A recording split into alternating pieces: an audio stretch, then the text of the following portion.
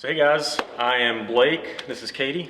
Hi. We're the owners of Dominion Strength Training. We're here today at Wichita Falls Athletic Club. We're hanging out with Rip and company and talking about belts. On the wall here we've got some of the belts that we make. We do manufacture the starting strength belt. They're 3-inch belts. There's a single ply and a double ply all leather belt. And that's in addition to the regular Dominion belts that we make. You want to talk about the other Dominion belts that we make?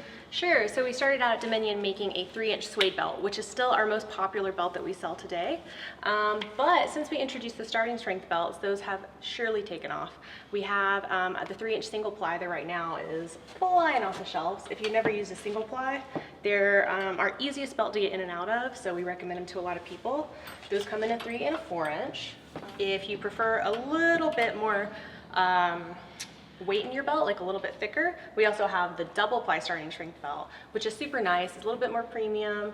You have that sewing down that Blake hand sews every belt himself. And yeah, they're great belts.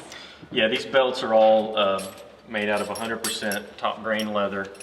We make them in our shop in Edgewater. It's all made in the USA. We do it ourselves, literally just us two. Literally, we're the only two people. We use, top quality hardware. So you got, a plated buckle, it's not going to rust.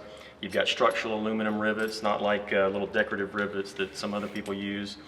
And some other features too that we'll be talking about later, going into more depth on. But that's the short story of it. Mm-hmm. And basically, when we started our company, we started lifting when we found starting strength. I don't know if Rippetoe knows that, but we even started drinking whiskey because of Rippetoe. So it's a lot of stuff here that's his fault. A lot of stuff is his fault, so you can blame him for better or for worse. But when we started lifting, this is like a Mr. Fixer over here. We basically couldn't find the belt that we wanted. There's little things here and there that we just thought we could do better. Well, Blake thought he could do better. and not necessarily better, but also just quicker, because when we asked around to say, hey, who makes great belts? We need a good belt.